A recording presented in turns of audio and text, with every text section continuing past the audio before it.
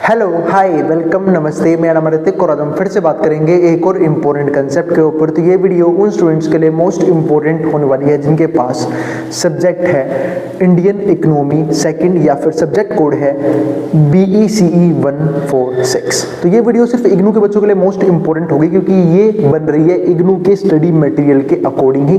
तो शुरू करते हैं आज का कंसेप्ट, जहाँ पे हम फर्स्ट चैप्टर में बात कर रहे थे किसके बारे में, मॉनेटरी पॉलिसी के बारे में। आज की वीडियो में हम डिस्कस करेंगे ऑब्जेक्टिव्स ऑफ मॉनेटरी पॉलिसी को, और साथ साथ ये डिस्कस करेंगे कि कॉन्टेक्शनरी मॉनेटरी पॉलिसी क्या होती है और एक्सपेंशनरी मॉनेटरी पॉलिसी क्या होती है। तो इन दो को डिस्कस करेंगे हम आज की वीडियो के अंदर, और इस कंप्लीट सीरीज के नोट्स भी ऑलरेडी प्रिपेयर हो चुके हैं with important question answer PDF। जिन बच्चों को नोट्स परचेज करने हैं वो इस नंबर पे चाहे 9667836336 हमें व्हाट्सएप करके नोट्स भी ले सकते हैं। अब हम समझते हैं कंसेप्ट। तो जहाँ पे हम बात कर रहे हैं कॉन्टेक्शनरी मॉनेटरी पॉलिसी की और एक्सपेंशनरी मॉनेटरी पॉलिसी की, तो हमने क्या समझी थी कि मॉनेटरी पॉलिसी जो है ना वो काफी इंपॉर्टेंट टूल है मनी सप्लाई को रेगुलेट करने का। लेकिन मनी सप्लाई रेगुलेट करना सिर्फ इंपॉर्टेंट नहीं होता, मनी सप्लाई को कब बढ़ाना है, कब घटाना है, क्यों बढ़ाना है, क्यों घटाना है, वो सब रीजंस पता होने भी क्या है, बहुत जरूरी होते हैं। आज हम उन्हीं सारे विषयों के ऊपर बात करने वाले हैं। तो सबसे पहले समझते हैं एक्सपेंशनरी मॉनेटरी पॉलिसी के बारे में, यानी कि वो केस जहां पे RBI मनी सप्लाई को इंक्रीज करने की कोशिश करती है। बस इससे फायदा क्या होगा वो सब देखते हैं। तो जब भी ऐसा लगता है कि इकोनॉमी के अंदर मनी सप्लाई कम हो रही है, तो जो कमर्शियल बैंक्स हैं वो जाते हैं RBI के पास सिक्योरिटीज लेके कि आपको कुछ और नोट्स जो है वो क्या करने होंगे, छापने होंगे, क्योंकि जो हमारी इकोनॉमी है वहां पे मनी सप्लाई की कमी हो गई है। तो भाई RBI सिक्योरिटीज के बदले नोट छापना शुरू कर देती है। तो जब भी मनी सप्लाई बढ़ती है, ठीक है, और फिर वो पैसा कमर्शियल बैंक के पास आता है, क्योंकि डायरेक्टली नोट छाप के कभी भी लोगों के पास नहीं आता, वो कमर्शियल बैंक के पास गया, ठीक है। अब जब वो कमर्शियल बैंक के पास गया पैसा, तो वो उसको यूज करके क्या दे पाएंगे, लोन प्रोवाइड कर पाएंगे, यानी कि लोनेबल फंड्स के जरिए वो लोगों को लोन ले पाएंगे, चाहे इन्वेस्टर्स हो, प्रोड्यूसर्स हो या फिर कंज्यूमर्स हो, ठीक है। तो इस तरीके से मनी सप्लाई क्या होती है, बढ़ाई जाती है। अब ऐसा कैसे होता है, जब इंटरेस्ट रेट कम होते हैं तो लोग लोन ज्यादा लेंगे, और जब लोन ज्यादा लेंगे यानी कि मनी सप्लाई क्या होगी, बढ़ेगी। तो इस तरीके से मैं कह सकता हूं कि जब भी हम एक्सपेंशनरी मॉनेटरी पॉलिसी यूज करते हैं तो हम मनी सप्लाई को इंक्रीज करते हैं, रेट ऑफ इंटरेस्ट को कम करके। और जब भी रेट ऑफ इंटरेस्ट कम होगा तो जो प्रोड्यूसर है वो अपनी प्रोडक्शन के लिए ज्यादा इन्वेस्टमेंट करेगा, क्योंकि कैपिटल सस्ते रेट पे मिल रही है। कंज्यूमर कंज्यूम ज्यादा करेगा क्योंकि इजीली लोन मिल रहा है, ठीक है। इन्वेस्टर भी इजीली इन्वेस्ट करेंगे, तो यानी कि इकोनॉमी बूस्ट करती है, एग्रीगेट डिमांड बढ़ती है, क्योंकि कंज्यूमर जब भाई खर्चा करना चालू करेगा, कंजप्शन चालू करेगा, तो एग्रीगेट डिमांड बढ़ेगी। और एग्रीगेट डिमांड अगर बढ़ रही है और एग्रीगेट सप्लाई जो है, जो भी थी पहले, ठीक है, वो मान लेते हैं स्टार्टिंग में कम थी, लेकिन दिक्कत क्या है कि अभी भी कंट्री में अनएम्प्लॉयमेंट मौजूद है। तो ये अच्छी बात होती है कि कंट्री में अनएम्प्लॉयमेंट है, एम्प्लॉयमेंट देंगे तो और ज्यादा आउटपुट जनरेट होगा, तो भाई एग्रीगेट सप्लाई भी क्या हो जाएगी, बढ़ जाएगी। यानी कि स्टार्टिंग में एग्रीगेट डिमांड बढ़ती है, उसे कवर करने के लिए प्रोड्यूसर ज्यादा लोगों को हायर करते हैं, ज्यादा लोगों को रोजगार प्रोवाइड करते हैं, और फिर जिन लोगों को रोजगार मिल जाता है वो क्या करते हैं, प्रोडक्शन करते हैं, प्रोडक्शन भी बढ़ जाती है, एग्रीगेट सप्लाई भी बढ़ जाती है।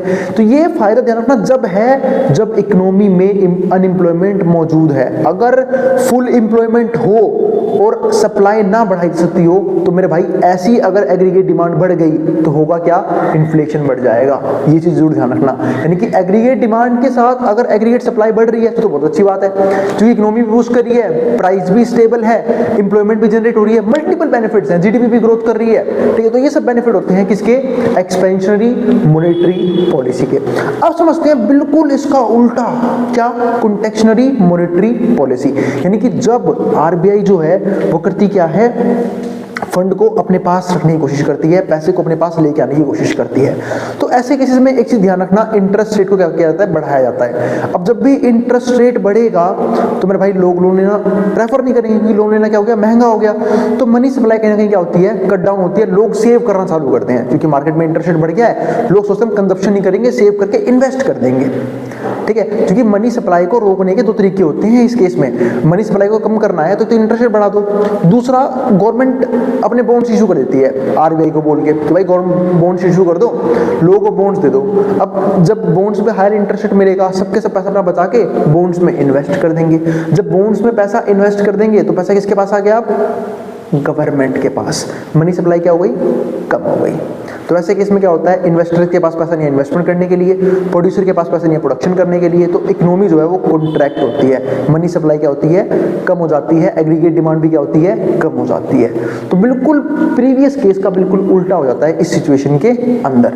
तो इस तरीके से जो आरबीआई है ना, वो अलग अलग सिचुएशंस के अकॉर्डिंग अपनी एक्सपेंशनरी और कॉन्ट्रैक्शनरी पॉलिसीज को यूज करती रहती है, ठीक है। और दोनों ही यूज करनी पड़ती है इकोनॉमी के अंदर, क्योंकि इकोनॉमी में ना बिजनेस साइकिल्स रन होते हैं। बिजनेस साइकिल का मतलब क्या है कि कभी इकोनॉमी बूम पे रहेगी, यानी कि बूम पे यानी कि बिजनेस अच्छा परफॉर्म कर रहे हैं, आउट परफॉर्म कर रहे हैं, एग्रीगेट डिमांड टॉप पे है, इन्फ्लेशन बढ़ रहा है लगातार। तो ऐसे केसेस में आरबीआई क्या सोचती है कि भाई ये जो बूम है अगर ये और ज्यादा हुआ और सप्लाई नहीं बढ़ी तो इन्फ्लेशन लगातार बढ़ता चला जाएगा, इकोनॉमी संभालना मुश्किल हो जाएगा। तो आरबीआई क्या बोलती है, पैसा ही ले ले लोगों से, करते रहेंगे बूम बूम, कोई फायदा नहीं है ना।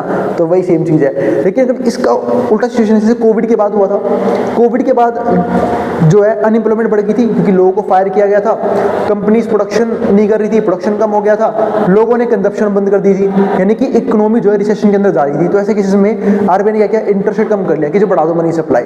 जब लोगों को लोन मिलेगा वो भी बिना इंटरेस्ट रेट के या फिर नॉमिनल इंटरेस्ट रेट के ऊपर, तो लोग लोन लेंगे, ठीक है, और कंजप्शन चालू कर देंगे। कंजप्शन चालू होगी तो एग्रीगेट डिमांड बढ़ेगी, प्रोड्यूसर सप्लाई बढ़ाने की कोशिश करेंगे, तो इकोनॉमी वापस क्या हो जाएगी, वापस ऊपर आ जाएगी। तो इस तरीके से बुरी सिचुएशन से निकलने के लिए, चाहे वो बिजनेस का बूमिंग पीरियड हो, चाहे वो रिसेशन का पीरियड हो, ऐसे केसेस में जो मॉनेटरी पॉलिसीज हैं, एक्सपेंशनरी और कॉन्ट्रैक्शनरी दोनों यूज होती हैं, और तब जाके इकोनॉमी जो है वो संभल पाती है। यानी कि इकोनॉमी को रेगुलेट करने के लिए ये दो पॉलिसीज काफी इंपॉर्टेंट है, एक्सपेंशनरी हो चाहे कॉन्ट्रैक्शनरी। मैंने आपको दोनों के एग्जांपल दिए। ऐसा नहीं है कि कॉन्ट्रैक्शनरी पॉलिसी हमेशा बुरी होती है कि इकोनॉमी तो यहाँ पे उसमें जाएगी, खत्म हो जाएगी, ऐसा कुछ नहीं होता। वो हमेशा बूमिंग पीरियड को कंट्रोल करने के लिए किया जाता है कि ऐसा ना हो कि ये जो आजकल आपने देखा होगा ना, बहुत सारे बबल्स बन जाते हैं बहुत चीजों के, फिर वो अलग क्या होता है कि कंपनीज या फिर इकोनॉमीज बहुत तेजी से ग्रोथ करती हैं, फिर एकदम से नीचे आती हैं। तो उस नुकसान से बचने के लिए इन पॉलिसीज को यूज किया जाता है ताकि इकोनॉमी स्टेबल रहे। ऐसा ना हो कि बिल्कुल टॉप पे जाए फिर एकदम से धड़ाम करके नीचे गिर जाए, ठीक है, और बहुत से लोगों को क्या हो, बहुत ज्यादा क्या हो, नुकसान हो। तो उस चीज से बचने के लिए ये पॉलिसीज यूज की जानी बहुत जरूरी होती है।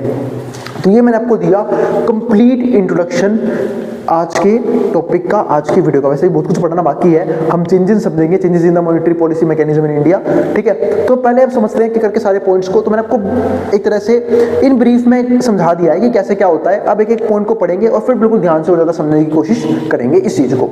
तो process through which monetary policy affects the different sector in the economy is known as monetary transmission mechanism, यानी कि वो प्रोसेस जिसके जरिए मॉनेटरी पॉलिसी अफेक्ट करती है डिफरेंट सेक्टर्स को, उसको हम क्या बोलते हैं, मॉनेटरी ट्रांसमिशन मैकेनिज्म बोलते हैं। It works on fundamental premise that money is not neutral in its effect on investment demand and GDP, यानी कि मनी कभी भी न्यूट्रल तरीके से काम नहीं करती।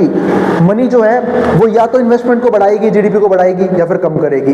तो इसलिए मनी को रेगुलेट करना क्या होता है, बहुत ज्यादा जरूरी हो जाता है। अब होता कैसे वो समझते हैं। तो monetary sector and real sector are integrated through interest rate, यानी कि जो मॉनेटरी सेक्टर है और जो रियल सेक्टर है वो इंटरेस्ट रेट के अकॉर्डिंग काम करते हैं, यानी कि इंटरेस्ट रेट बहुत इंपॉर्टेंट है। जैसे मैं आपको समझाया ही, मॉनेटरी पॉलिसी में सबसे इंपॉर्टेंट चीज ही क्या है, इंटरेस्ट रेट। इंटरेस्ट रेट बढ़ गया, मनी सप्लाई क्या हो गई, कम हो गई, लोगों ने सेव करना चालू कर दिया, एग्रीगेट डिमांड क्या हो गई, कम हो गई। तो ऐसे केस में क्या होगा, एग्रीगेट डिमांड कम होगी तो लोग सप्लाई करना बंद कर देंगे, अनएम्प्लॉयमेंट बढ़ जाएगी, ठीक है। तो ऐसे केसेस में इकोनॉमी जो है वो कॉन्ट्रैक्ट हो जाती है। जैसे इंटरेस्ट रेट बढ़ेगा, aggregate demand sorry interest rate कम हो जाएगा, लोग लोन लेना चालू कर देंगे, कंजप्शन करेंगे, प्रोडक्शन करेंगे, एग्रीगेट डिमांड बढ़ेगी, जीडीपी बढ़ेगी, इंप्लॉयमेंट बढ़ेगी, क्योंकि सप्लाई भी तो बढ़ानी है। तो ये सब चीजें होती है। तो वही सेम चीज हमने यहाँ पे देखा कि इंटरेस्ट रेट में सब कुछ टिका हुआ है, मॉनेटरी सेक्टर का और रियल सेक्टर का। अब monetary transmission mechanism works to serve both the expansionary as well as contractionary objectives of monetary policy, यानी कि जो मॉनेटरी ट्रांसमिशन है मैकेनिज्म वर्क करती है सर्व फॉर बोथ एक्सपेंशनरी, चाहे वो एक्सपेंशनरी हो चाहे कॉन्ट्रैक्शनरी मॉनेटरी पॉलिसी हो, दोनों के ऑब्जेक्टिव सब फुलफिल होते हैं। अब समझते हैं आरबीआई के बारे में। तो RBI can alter the money supply in the economy by calibrating the interest rate, तो ये तुम जानते ही हैं, ठीक है, क्या कि जो आरबीआई है वो क्या करती है यहाँ पे इंटरेस्ट रेट को चेंज करके मनी सप्लाई को कंट्रोल करने की कोशिश करती है। Changes in the interest rate affect the investment. अब जो चेंजेस हैं इंटरेस्ट रेट में वो क्या करते हैं, इन्वेस्टमेंट को अफेक्ट करते हैं, यानी कि जब इंटरेस्ट में चेंज आएगा तो इन्वेस्टमेंट भी अफेक्ट होगी और कंजप्शन भी अफेक्ट होती है। Behaviour of both firms and the consumers causing either a rise और राइज और fall on the aggregate demand. यहाँ पे राइज और फॉल कर लो, राइज और फॉल मतलब इंटरेस्ट रेट पे डिपेंड करता है कि जो इन्वेस्टर है वो इन्वेस्टमेंट किस प्रकार से करेंगे और कंजप्शन किस प्रकार से करेंगे, क्योंकि इंटरेस्ट रेट पैसे की सप्लाई को डिटरमाइन करता है। और अगर इंटरेस्ट रेट कम किया गया है यानी कि पैसे की सप्लाई बढ़ी है कंज्यूमर्स के पास भी, इन्वेस्टर्स के पास भी, प्रोड्यूसर के पास भी, तो वैसे केसेस में कंज्यूमर कंजप्शन को बढ़ाता है, प्रोड्यूसर प्रोडक्शन को बढ़ाता है और इन्वेस्टर्स इन्वेस्टमेंट को बढ़ाते हैं। लेकिन जैसे ही इंटरेस्ट रेट ज्यादा होते हैं तो मनी सप्लाई कम हो जाती है, तो कंज्यूमर अपनी कंजप्शन कट करता है, सेव करना चालू कर देता है, प्रोड्यूसर अपनी प्रोडक्शन कम कर देता है। क्यों? जब डिमांड ही नहीं होगी तो प्रोडक्शन करके करूंगा क्या, ठीक है, इन्वेस्टर अपनी इन्वेस्टमेंट कम कर देते हैं। तो इस तरीके से कहीं ना कहीं काम चलता है यहाँ पे, ठीक है। तो for goods and services with consequent impact on GDP and employment level, तो इनके इम्पैक्ट हमारे जीडीपी पे भी पड़ते हैं और एम्प्लॉयमेंट लेवल पे भी पड़ते हैं। जैसे कि मैंने बात की, जब भाई इंटरेस्ट रेट बढ़ेगा तो सप्लाई क्या हो जाती है, कम हो जाती है, मनी सप्लाई। जब मनी सप्लाई कम होगी एग्रीगेट डिमांड कम कर देंगे लोग, एग्रीगेट डिमांड कम होगी तो एग्रीगेट सप्लाई भी कम होगी, तो इसका मतलब क्या है कि अनएम्प्लॉयमेंट बढ़ जाएगी, ठीक है। तो ये चीज होती है। तो एम्प्लॉयमेंट लेवल भी और जीडीपी लेवल भी क्या होता है, इससे फर्क पड़ता है। और अब समझते हैं अलग अलग ऑब्जेक्टिव को एक एक करके। पहला price of stability, price stability. अगर मैं प्राइस, एक मिनट वेट करना, फिर बात करेंगे इसका क्या कंसेप्ट की। चलो फिर अब आगे समझते हैं। हाँ, तो हम बात करते हैं प्राइस स्टेबिलिटी के बारे में। अगर मैं बात करूं प्राइस स्टेबिलिटी की, तुम सब जानते हैं भाई इकोनॉमी के लिए ना इन्फ्लेशन अच्छा, यानी कि जब ज्यादा प्राइस होगा वो भी अच्छा नहीं है, जब कम प्राइस होगा बिल्कुल वो भी अच्छा नहीं है, तो बीच बीच का मामला रहना चाहिए, यानी कि प्राइस का स्टेबल रहना बहुत जरूरी है गुड्स के और सर्विसेज की।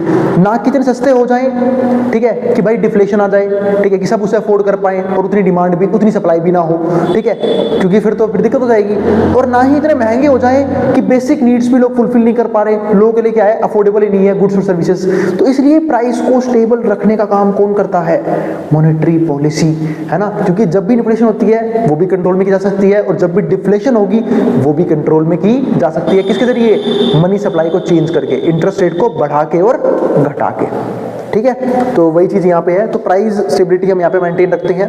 दूसरा एक्सचेंज रेट, भाई एक्सचेंज रेट स्टेबिलिटी भी क्या होती है, बहुत जरूरी होती है। यानी कि ऐसा ना हो कि भाई लगातार जो हमारी करेंसी है वो क्या हो रही है, डेप्रिशिएट ही होती चली जा रही है। तो उनकी वैल्यूज को ठीक रखने का काम भी कर सकते हैं हम, किसके जरिए, मॉनेटरी सप्लाई के जरिए, यानी कि मॉनेटरी पॉलिसी के जरिए, कि एक्सचेंज रेट जो है वो क्या रहे, हमेशा ठीक ठाक रहे। जैसे कि फॉर एग्जाम्पल जब आज हम डॉलर को इंडियन रुपीज में कन्वर्ट करते हैं तो पहले एक डॉलर का भी 40 का भी हुआ करता था, 50 का भी हुआ करता था, आज 90 तक पहुंच गया। कितनी बुरी बात है कि हमारी जो इकोनॉमी है वो इस लेवल पे डेप्रिशिएट हो रही है, हमारी करेंसी इस लेवल पे डेप्रिशिएट हो रही है, ठीक है। तो वही चीज यहाँ पे है कि एक्सचेंज रेट को स्टेबल रखना भी काम किसका होता है, मॉनेटरी पॉलिसी का होता है। मॉनेटरी पॉलिसी के जरिए एक्सचेंज रेट को भी क्या कर सकते हैं, ठीक कर सकते हैं। वो भी कैसे, जब हम डॉलर्स को या फिर हम फॉरेन करेंसी को, फॉरेन, क्योंकि हम यहाँ पे से डॉलर की बात नहीं करते, हमें बात करते हैं फॉरेन इनफ्लोज और आउटफ्लोज को, जब उसको कंट्रोल करेंगे ना, या फिर फॉरेन करेंसी को खरीदने की बात जब हम करते हैं तो उन सब के जरिए हम जो है वो एक्सचेंज रेट को स्टेबल यहाँ पे रख सकते हैं। तो एक्सचेंज रेट में स्टेबिलिटी होनी भी क्या है, बहुत ज्यादा जरूरी है। इसके अलावा इकोनॉमिक ग्रोथ की बात करते हैं। तीसरा पॉइंट क्या आता है, इकोनॉमिक ग्रोथ। अब अगर इकोनॉमिक ग्रोथ की बात कर रहा हूं तो मैंने यहाँ पे बात की कि जब भी गवर्नमेंट एक्सपेंशनरी मॉनेटरी पॉलिसी की बात करती है तो ऐसे किस्म क्या कर सकते हैं कि भाई गवर्नमेंट जो है वो इंटरेस्ट रेट को कम कर देती है ताकि मनी सप्लाई को बढ़ा दे।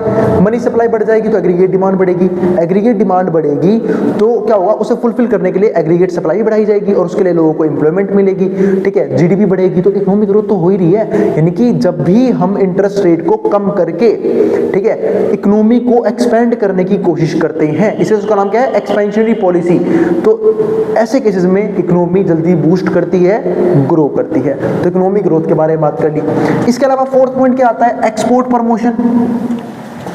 ठीक है। यानी कि भाई अब जब भी हम अपने इंडियन करेंसी की वैल्यू को डिवैल्यू करते हैं तो ऐसे केसेस में क्या करें, एक तरह से एक्सपोर्ट प्रमोशन कर रहे हैं हम। क्यों? क्योंकि ऐसे केसेस में क्या होता है कि एक्सपोर्ट बढ़ता है, क्योंकि एक्सपोर्ट करना क्या होता है, चीपर हो जाता है फिर लोगों के लिए, और इंपोर्ट करना क्या होता है, महंगा हो जाता है। ठीक है। और जब एक्सपोर्ट करना क्या हो जाएगा, सस्ता हो जाएगा लोगों के लिए, तो लोग एक्सपोर्ट करना चालू करेंगे, इंपोर्ट करना क्या कर देंगे, कम कर देंगे। तो इससे क्या होगा, एक्सपोर्ट प्रमोशन होगा, हमारी कंट्री का एग्रीगेट डिमांड बढ़ेगा। क्योंकि एक कंट्री जो है ना, पता है ग्रोथ बड़े लेवल पे कब करती है, जब वो सिर्फ अपनी कंट्री के लिए काम करे। ऐसा नहीं है, खुद तो सेल्फ डिपेंडेंट बने ही बने, लेकिन और कंट्रीज को अपने अकॉर्डिंग क्या बनाए, डिपेंडेंट बनाए। यानी कि और कंट्रीज भी हम पे डिपेंड करें, तब तो हम अपनी इकोनॉमी को तेजी से एक्सपेंड कर पाएंगे। यानी कंज्यूमर सिर्फ अपने डोमेस्टिक लोग नहीं होने चाहिए, बाकी लोग भी होने चाहिए जो हमारी कंट्री के नहीं है। फॉरेनर्स भी हमारे गुड्स को एंजॉय करें, हमारी सर्विसेज को एंजॉय करें, तब जाके बेनिफिट होता है। इसके लिए एक्सपोर्ट प्रमोशन क्या है, बहुत जरूरी है। वो भी हम मॉनेटरी सप्लाई के जरिए, मॉनेटरी पॉलिसी के जरिए कर सकते हैं। इसके अलावा एम्प्लॉयमेंट जनरेशन की बात तो मैंने करी नहीं, कि जब एग्रीगेट डिमांड बढ़ेगा तो एग्रीगेट सप्लाई बढ़ाने के लिए प्रोड्यूसर पूरी जान लगा देगा, और उसके लिए क्या चाहिए होगा, उसे लेबर तो बढ़ाने पड़ेंगे ना भाई, तभी तो सप्लाई बढ़ेगी, तभी तो प्रोडक्शन बढ़ेगा।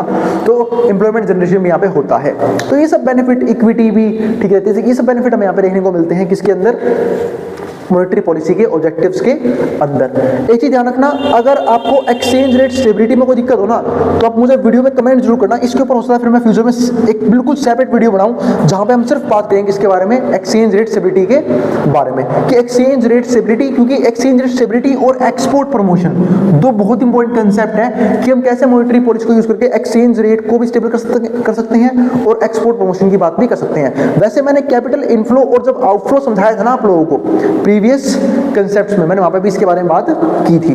ठीक है। तो अब आगे समझते हैं changes in the monetary policy mechanism in India, कि मॉनेटरी पॉलिसी मैकेनिज्म में चेंजेस किस तरीके से होते हैं। पहला हमारे पास यहाँ पे क्या आता है, लिक्विडिटी एडजस्टमेंट फैसिलिटी LAF, यानी कि हम जो है वो अपनी लिक्विडिटी को एडजस्ट कर रहे हैं, यानी कि मॉनेटरी पॉलिसी को यूज करके। और ये जो है ना, ये 2000 में लाई गई थी, सन 2000 में ये लेके आई गई थी, कि लिक्विडिटी को हम जो है वो तुरंत एडजस्ट कर लेंगे, जैसी नीड है वैसी लिक्विडिटी रहेगी। अगर हमें मनी सप्लाई दिख रही है कि ज्यादा है, तो हम मनी सप्लाई को कम भी कर सकते हैं।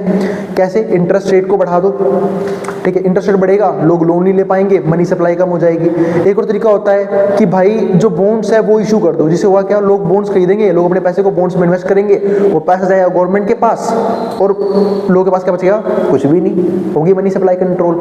जब मनी सप्लाई बढ़ानी हो, लेकिन लिक्विडिटी मार्केट के अंदर बढ़ानी हो, तो क्या कर सकते हैं हम लिक्विडिटी बढ़ाने के लिए, कि भाई बॉन्ड्स को वापस रीसेल कर दो, कि लो भाई अपने बॉन्ड्स जो है हमें, मतलब सॉरी, बॉन्ड्स इशू कर देते ना, बॉन्ड्स को बाय बैक कर लेती है गवर्नमेंट या फिर RBI, कि बॉन्ड्स खरीद लिए वापस, लोगों को पैसा मिल जाता है, मनी सप्लाई बढ़ जाती है। या फिर इंटरेस्ट रेट कम हो जाता है, इंटरेस्ट रेट कम होगा, लोगों के लोन लेना क्या रहेगा, इजी रहेगा, लोग लोन लेंगे, क्रेडिट क्रिएशन होगा, मनी सप्लाई अपने आप ही बढ़ जाएगी। तो लिक्विडिटी एडजस्टमेंट फैसिलिटी LAF को यूज कर सकते हैं, कि शॉर्ट टर्म में लिक्विडिटी जो है ना वो कम नहीं होनी चाहिए। इसके अलावा क्या होता है यहाँ पे, मार्केट स्टेबलाइजेशन स्कीम MSS, ये 2004 में चलाई गई थी, मार्केट स्टेबलाइजेशन स्कीम। ठीक है, कि जहां पे मैंने किसके बारे में बात की, बॉन्ड मार्केट के बारे में बात की, कि बॉन्ड को कैसे यूज किया जाता है, किस चीज को, सॉरी 2004 था ना, ये 2004 लिखो पहले तो यहाँ पे, वरना तुम लोग बोलोगे भैया बोला 2004 है, लिख 2000 रहे हो। ठीक है, तो मार्केट स्टेबलाइजेशन स्कीम MSS, तो यहाँ पे गवर्नमेंट जो है ना बॉन्ड्स को लेके आई थी, कि बॉन्ड्स कैसे इशू किए जाएंगे और कैसे सेल परचेज होगा बॉन्ड्स का, गवर्नमेंट की सिक्योरिटीज का, ताकि लिक्विडिटी जो है वो क्या रहे, मेंटेन रहे। तो ये था, ये मार्केट को स्टेबल करने का एक और तरीका था। इसके अलावा मार्जिनल स्टैंडिंग फैसिलिटी MSF, जब मैं MSF की बात करूं ध्यान रखना, आपको एक चीज समझाई थी, रेपो रेट। आपको रेपो रेट पता होना चाहिए। रेपो रेट क्या होता है, वो रेट जिसके जरिए बैंक जो है, कमर्शियल बैंक, RBI की बात है, कमर्शियल बैंक RBI से लोन ले पाते हैं, उसको क्या बोलते हैं, रेपो रेट बोलते हैं। यानी कि रेपो रेट, कई बार क्या होता है भाई, कमर्शियल बैंक को भी पैसे की जरूरत पड़ती है, कि लोगों को पैसे देने हैं, क्रेडिट क्रिएशन करना है, तो ऐसे केसेस में कमर्शियल बैंक को उधार लेना पड़ता है। अब कमर्शियल बैंक उधार लेने किसके पास जाएगी, तो जाती है RBI के पास, रिजर्व बैंक ऑफ इंडिया के पास। अब RBI बोलते हैं मैं को फ्री में पैसे क्यों, तो बदले में इंटरेस्ट चार्ज करती है। वही इंटरेस्ट रेट जो है ना, क्या होता है, रेपो रेट होता है। और रेपो रेट जो है, रेपो रेट हो गया, रिवर्स रेपो रेट हो गया, ये चेंज भी होते रहते हैं। ठीक है, कोई भी फिक्स वैल्यू नहीं होती। बस आपको समझा दिया कि रेपो रेट का मतलब क्या होता है। अगर रेपो रेट कम है, ठीक है, तो RBI से ज्यादा लोन लेना क्या होता है, ईजी होता है, क्योंकि जब रेपो रेट कम होगा, यानी कि बैंक्स को अगर आरबीआई से लोन लेना है तो कम इंटरेस्ट पे करना पड़ रहा है, तो बैंक आराम से लोन लेती है, ठीक है, आरबीआई से, और फिर उस पैसे से क्रेडिट क्रिएशन करती है, लोगों को पैसा देती है, मनी सप्लाई बढ़ जाती है। लेकिन पता है आपको क्या है, अगर रेपो रेट बढ़ जाता है इसका मतलब यह है कि आरबीआई महंगे रेट पे महंगे इंटरेस्ट में लोन दे रही है कमर्शियल बैंक्स को, तो ऐसे केसेस में कमर्शियल बैंक्स के लिए लोन लेना मुश्किल हो जाता है। कमर्शियल बैंक कोशिश करता है कि मैं कम से कम लोन लूँ आरबीआई से, तो इसकी वजह से क्या होता है, क्रेडिट क्रिएशन कम होता है, मनी सप्लाई कम होती है, तो रेपो रेट भी कहीं ना कहीं मनी सप्लाई को इफेक्ट करता है, ठीक है, और ऐसे ही रिवर्स रेपो रेट भी करता है। तो लेकिन यहाँ पे तो बात कर रहे हैं मार्जिनल स्टैंडिंग फैसिलिटी की, एमएसएफ की, तो मार्जिनल स्टैंडिंग फैसिलिटी का एक कदम ऊपर है रेपो रेट का, एक कदम ऊपर, यानी कि ये थोड़ा सा ज्यादा होता है। अगर कभी भी इमरजेंसी के टाइम पे, यानी कि इमीडिएटली फंड चाहिए, किसको, रातों रात कोई दिक्कत हो गई बैंक्स में और बैंक्स को कोई फंड चाहिए, तो आरबीआई के पास जा सकते हैं, लेकिन उन्हें तब क्या करना पड़ेगा, एमएसएफ यानी कि एक हायर इंटरेस्ट रेट पे, ध्यान रखना इसका जो है ना हायर इंटरेस्ट रेट होता है, higher interest rate as compared to repo rate, ध्यान रखना, ठीक है, जिसकी वजह से जो मार्जिन स्टैंडिंग फैसिलिटी है इसके जरिए लोन लेना बैंकों के लिए थोड़ा सा यहाँ पे नुकसानदेह साबित होता है, क्योंकि उन्हें ज़्यादा पैसा देना पड़ रहा है एज अ इंटरेस्ट। तो ये हमने बात की यहाँ पे मॉनेटरी पॉलिसी के बारे में कि क्या क्या ऑब्जेक्टिव्स होते हैं, और उम्मीद है अब तक कि आप लोगों को सारे कंसेप्ट समझ में आ गए हैं। अब मैं मिलूंगा अगली वीडियो में, और अगर कोई बच्चा इस वीडियो को कॉलेज अड्डा पे देख रहा है तो वो इग्नू अड्डा भी जरूर सब्सक्राइब कर देना, ठीक है। तो अब मैं मिलूंगा अगली वीडियो में और बात करेंगे एक नेक्स्ट चैप्टर के बारे में, ब्लॉक 1 के यूनिट 2 के बारे में। यूनिट 1 हमारा यहाँ पे क्या होता है, खत्म होता है, समाप्त होता है, ठीक है। और भाई जिन बच्चों को नोट्स परचेज करने हैं वो इस नंबर पर जाए 9337836336 नंबर जाके नोट्स भी ले सकते हैं। और अगर वीडियो पसंद आई हो तो वीडियो को लाइक भी कर देना और चैनल को सब्सक्राइब भी कर देना। ऐसी वीडियोस के लिए अपने उन दोस्तों में शेयर भी कर देना जिनका एग्जाम होने वाला है सेम सब्जेक्ट का। अब जिसको जो उतारना है वो उतार सकता है मेट्रो बोर्ड के सामने से।